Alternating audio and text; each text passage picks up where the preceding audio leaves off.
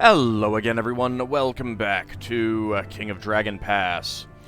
We have overcrowded sheep again, so let's go ahead and proceed into next year. We'll go ahead and clean that up. We also have the events for the end game beginning to proceed. So let's see how that plays out. Our God Talkers predict a more or less normal harvest. They walked beside the Lightbringers as those great gods strode to the edge of the world. When the God Talkers returned, they said we needed to attempt a hero quest this year.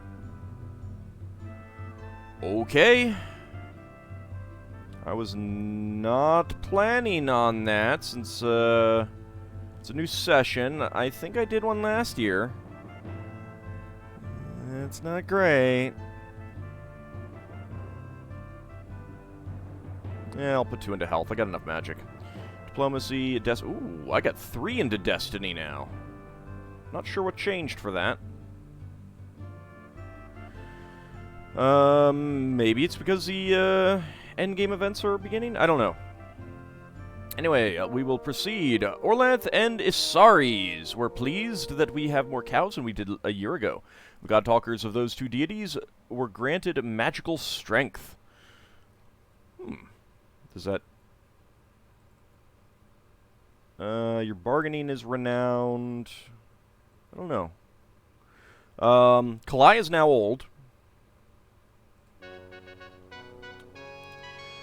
Estivos' exploration to the north is attacked by a band of ragged outlaws. His forces are slightly outnumbered. What should Estivos do? Alright, so a bunch of people are telling me that I should bluff my way past rather than kill as many as possible. When kill as many as possible can result in their death. But bluff your way past is... Both of them are basically just dice rolls, so... But we'll see what we get. Estivos yelled a heart-stopping death whoop and swung his sword in a wide arc. The outlaw leader laughed and gave a short whistle, which brought the outlaws in even closer to the party. See? It's the same kind of thing. Now I just have to kill as many as possible anyway. More outlaws came to help their comrades from where they'd been lurking in the bushes. They hit us with dozens of spells, surprising and hurting us. The outlaws wounded Estivos and many of his escort. The party managed to get away from the fighters and come home to heal. His leadership is fair, so he didn't increase any. So, yeah, I mean, it's just like all 6 of one, half dozen of the other, whether it wins or not. Let's get this back up to, maybe not quite that much. I have almost 10,000 sheep.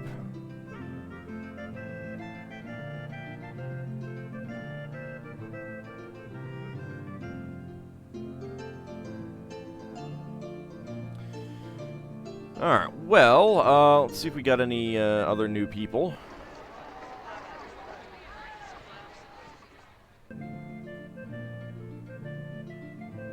Not seeing anyone. Not really. Let's see, your leadership is excellent, so your combat is only fair. That's unfortunate. Combat is good, leadership renowned. I think that Kushail will be our replacement when Kalai dies. Although he's still got, you know, maybe 5 to 10 years left in him. So, clan mood is optimistic. Farmers are disgruntled. Weapon thanes feel unshakable.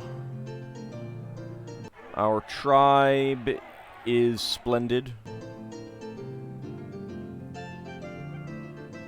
Alright, so, let's see, what do we want to do? We want to do a hero quest this year.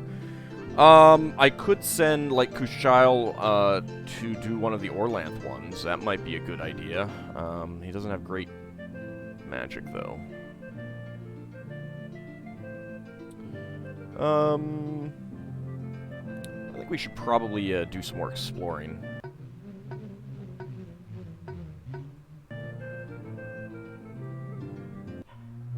Okay, Vinga accepted our sacrifice for Pathfinder. Ooh, hello. Normally, good Orlanthi try to avoid looking at the chaotic red moon that hangs in the northern sky, but one night, your holy people noticed that great black scars have appeared on its surface.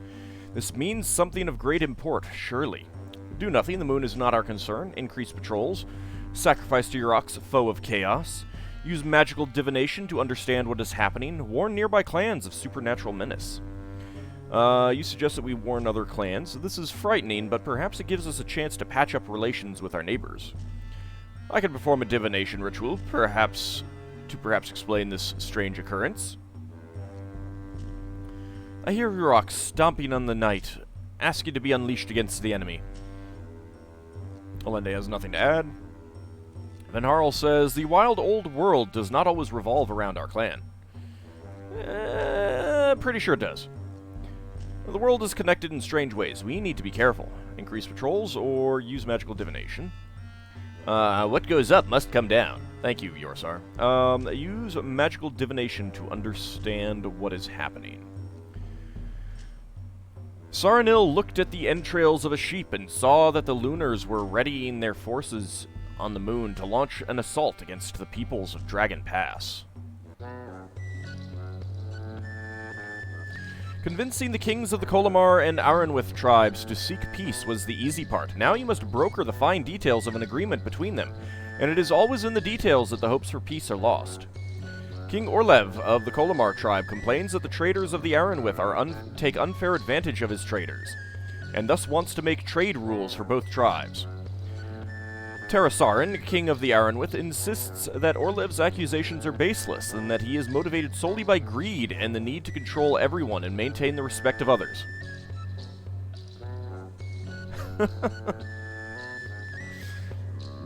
Alright, well, let's see what people are suggesting. Alright, we should all build a town together so we will prosper. For there to be peace, there must be change. We can volunteer to mediate disputes, but unless we have a way of forcing them to abide by our decisions, the peace will be a fragile one. Break off the negotiations. If one of you breaks the peace, our tribe will join your foe and fight you. We will pay to settle future disputes. Nobody wants to fight two other tribes at once. Don't go promising anything that costs us cows. Our law speakers will mediate future trade disputes. We should build a town. A town will make wealth, and there will be enough for all. I mean, I got enough for all, but King Hjort said, without the sword, there can be no plows. I know you never listen to me, but this time I mean it. We should make a town. Well, 3 people are suggesting the same thing. I think we should make a town. Orlev did not understand what a city could do for his people. We came to Dragon Pass to escape such decadence, he snorted. Okay, our law speakers will mediate future trade disputes. Orlev said that this was stupid. He no more trusted our law speakers than those of the Aranwith tribe. If one of you breaks the peace, our tribe will join your foe and fight you. Orlev was sorely affronted by our threat and left the peace parley. Fight me if you dare, he cried. Well, poop. That's actually not great. It's actually really not great. Alright, well, let's do some more exploring.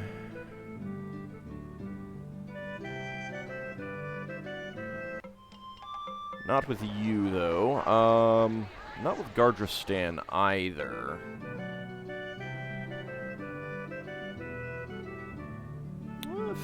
Fedarkos is pretty good. Let's send you off, and you're also, you know, if something bad happens to you, which I'd rather not have happen, but if it does, you know, wouldn't be the end of the world. Sacrifices to Arnaldo will help our crops, but even then we'll suffer from not having enough farmers to properly care for our fields and blah blah blah, too many hunters, blah blah blah.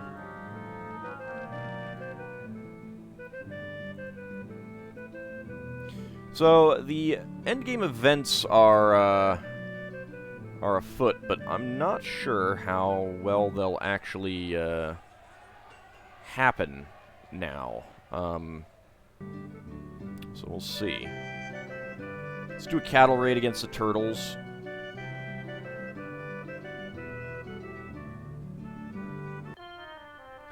We managed to sneak around their patrols and brought home 22 cows without meeting any trouble.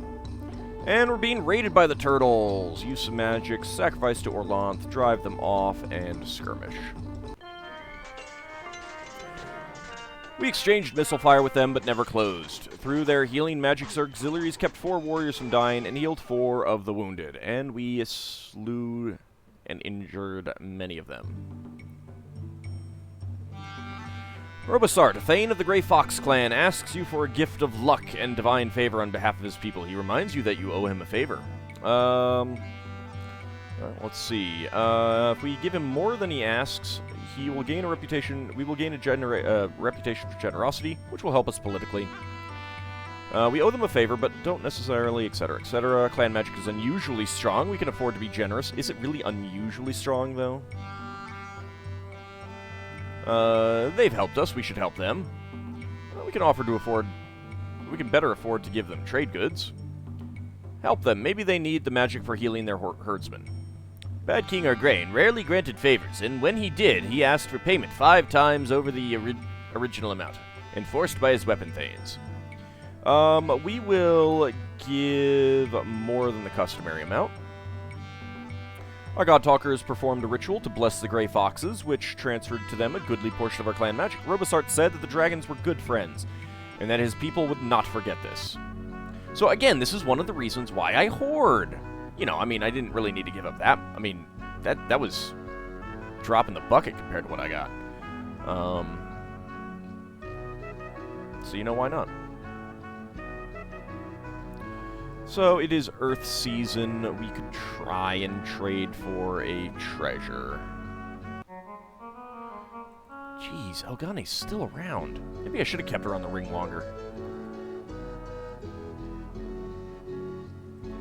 Buy a treasure. Large caravan.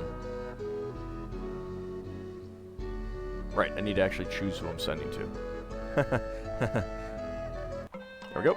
Our expedition to the northern land of Tarsh has returned. There's even more news. Yarandros is still king, and is even more popular than his father, rival, and predecessor, Overtien Twinson. He is a great warlord who fights from the back of an intelligent magical horse named Gladleaper. He breeds magical gold horses and forces the men of his household to ride them into battle. The people of Tarsh call him Charge Crazy, but also enjoy the spoils of his countless victories. While in Tarsh, Fedarkos impressed the locals and spread the fame of our clan among the Tarshite people. He was given several valuable gifts. I have over 1,000 goods. Unrest between the tribes has been growing for some time. Border disputes have erupted into fighting. Cattle raids have turned into full-pitched battles. Now it seems that war has broken out. Isn't that the same trader in Ghana? But now it's between the Aranwith and the Esterelder tribes. Okay, let's once again offer to broker peace. Who will go to the Aranwith? Van Harl, you can go. Well, let's see. Yeah, we'll go with Van Harl. And the Esterelder, Kalai can go. Van Harl persuaded the king of the Aranwith to attend the peace parley. Kalai convinced the king of the Esterelder that it was time to stop the war. Together we made plans for the warring monarchs to meet on Artula, atop our sacred hill, to forge a lasting peace. I think that event is basically going to keep firing until something happens. Okay, your trader Elgane arrives in the Wolf Tula. Their clan ring consults and agrees they might be willing to sell Quivin's Torque if the price is right. They summarize its abilities: a flowing gold torque that grants certain clan members great insights. We'll buy it. Their chief agreed to the trade. Excellent. Maybe I should just keep going to my allies.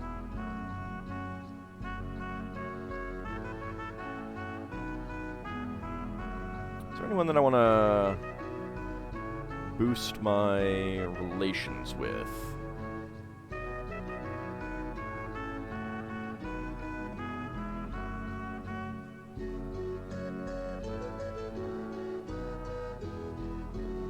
Let's send an emissary to the oak trees. Why not? Let's see. Give gifts. No, not cattle. What am I doing? We can give horses. We can give goods. I'm below 7,000 food. What am I gonna do? What terrible things are befalling us?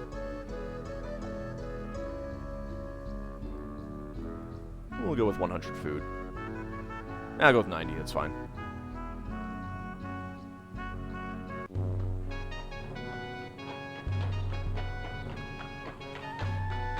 Senior Carls have been calculating the number of cows needed to sustain the clan, and have concluded that you are headed for disaster.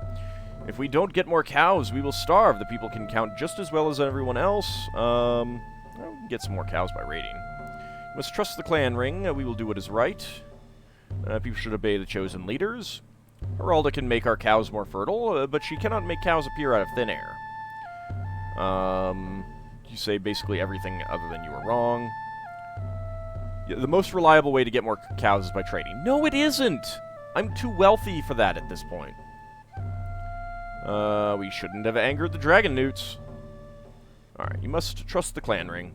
The people supported the clan ring and renewed their pledges of obedience. It is dark season.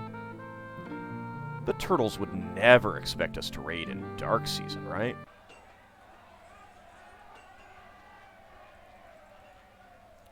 I'm pretty sure this is going to fail, but... Nope. The oak trees extravagantly praised our gifts. They toasted me in their feasting hall, drinking far into the night and singing many rousing songs with me. As near as I could tell, they hold us in high esteem. Alright, let's fix our patrols. We've got a lot of sick people. I guess I'll spend a little bit of time healing the sick.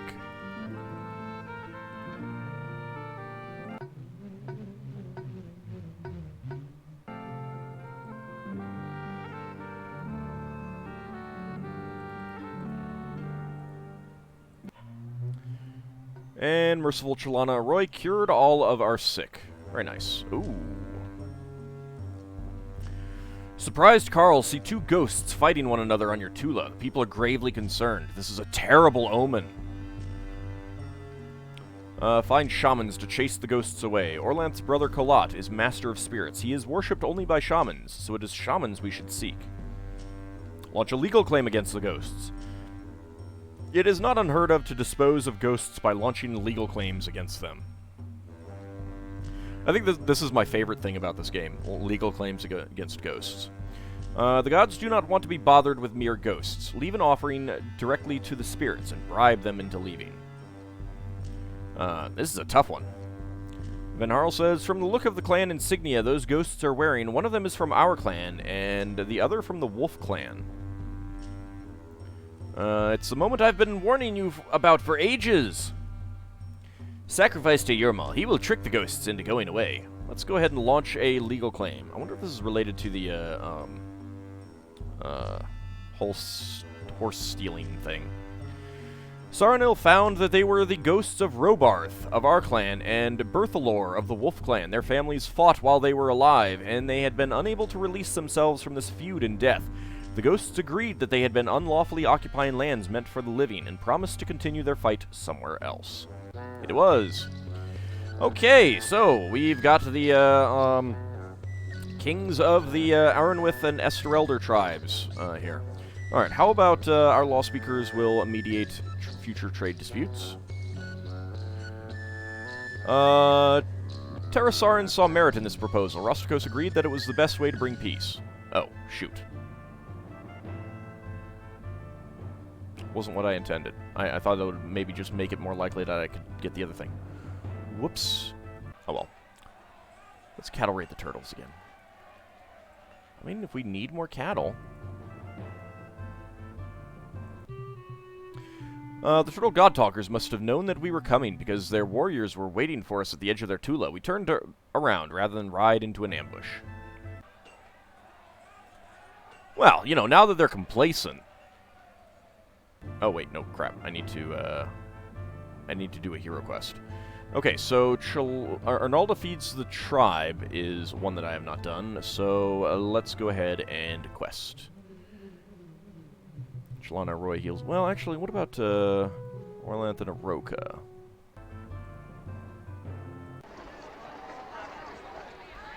Well, let's see. Bring rain, gain a treasure, strengthen our clan or the quester, make dragon newts fear us, or shield us from kin strife. Well, I haven't done Chalana Roy heals the scars recently, so...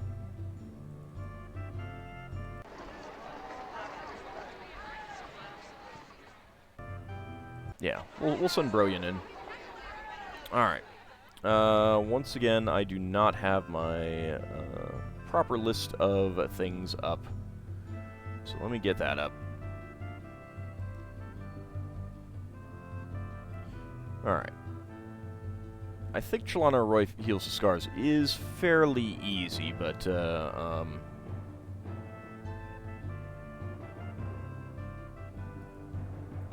what do we want, anyway? Well, let's go ahead and perform it. The people have gathered their magic to help propel Brillian into the realm of the gods, with the assistance of 155 worshippers from our tribe. And... let's see... what could we get? Oh,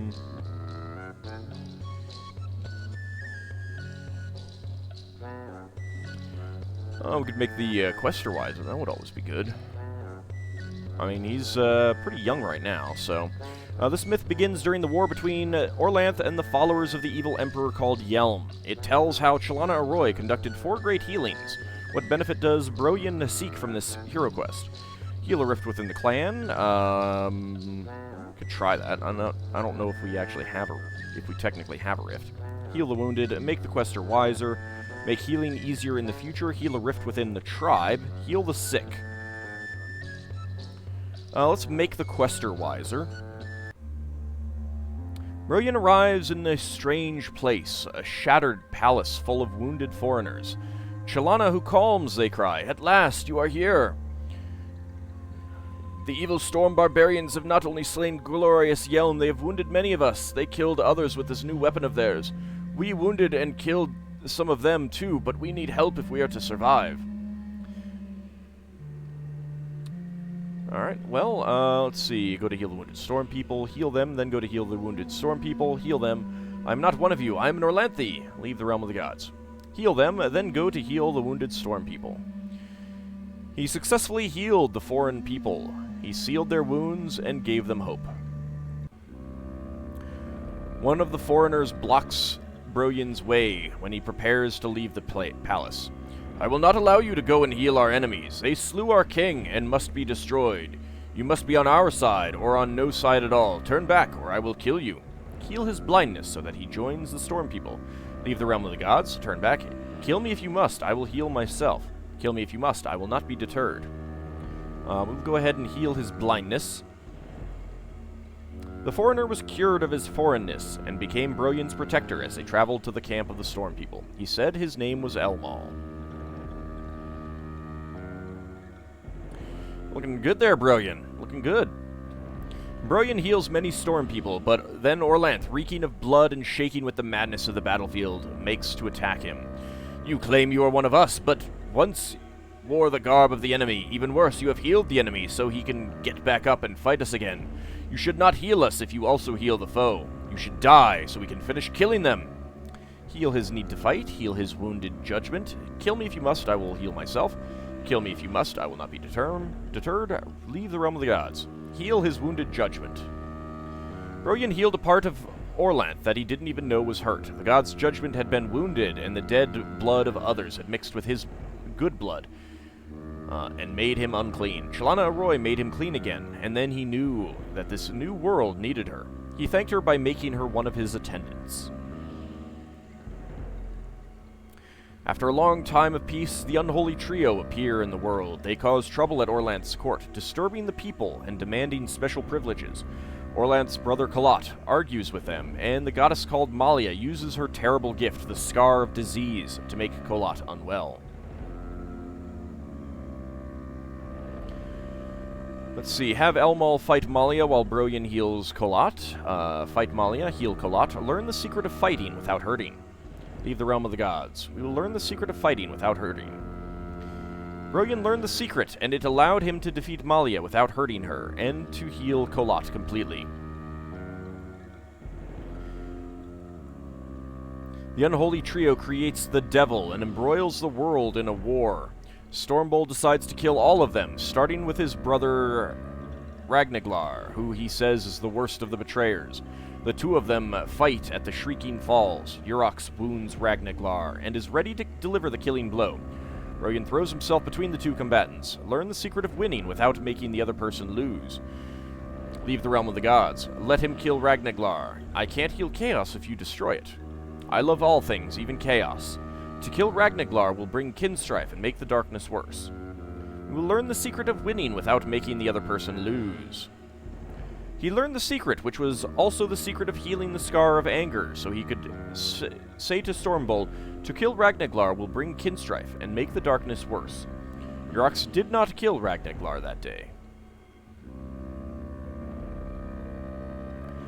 As the battle against chaos continues, many are slain. Chalana Arroy tries to heal as many of them as she can, which brings her into conflict with Humacht, grim guardian of the thing called death.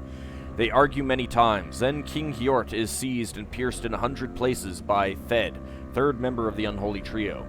Chalana Arroy is about to put him back together, but Humacht stands in her way. Although Hjort was great, and Orlant's people need him, anyone may be killed at any time. The line between life and death is one even you should not be allowed to cross. I forbid it.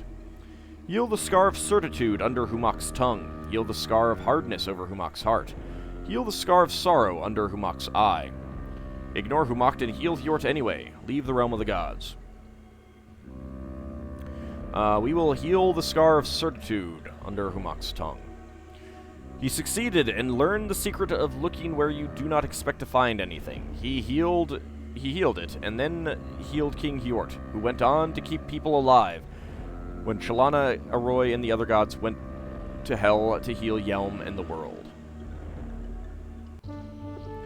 Broyan returns to the land of the mortals, his quest a successful one. Broyan became wiser and his magic was strengthened.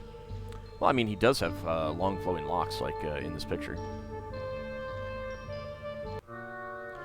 War is hard on the farmers, blah blah blah. And we're being raided by the Conthassos, 14 horsemen and 185 swordsmen. The wolves warned us, and all 29 weapon thanes met them, as well as 291 of the feared. Drive them off, skirmish. Wow, they won, even though we slaughtered many of them. The Conthassos rushed us before we'd fired more than a few volleys. There was a bloody battle. Their magic confused and confounded our warriors. We were driven from the battlefield, and the Conthassos made off with 7 horses. With their careful attention, our auxiliaries kept 1 warrior from dying and bandaged 1 of the wounded. Psh, 7 horses. Whoop-de-doo. Like I care. At least it wasn't cattle. Bad news. People are distressed. Ferenna, who has much magic in her and shows great promise as a god-talker, needs to learn how to speak diplomatically. She says that her tutor, Ionislara, has made many false divinations. This may be true, but she has hurt Ionislara's feelings and outraged the older women's many friends. Not sure who those are, but, yeah, I think that's just like a random bad event that makes people unhappy. 52 babies were born. We initiated 92 children as adults. The clan has 30 more people, 22 more head of cattle, 11 fewer horses, and 128 more sheep than we did last Sacred Time. We produced 1,914 and ate 1,623 bushels of food. 517 were lost due to spoilage. Our crafters produced 211 cows worth of goods. Our market made a profit of 60 cows worth of goods. Hey, our fields aren't overcrowded anymore. It's always good. Well, when we come back next time, we will see what else we can do about increasing our herds, see what we can do about advancing the end game, and see if I can continue to hold off the inevitable clan split. We'll see. Anyway, that will be next time. See you then, everyone.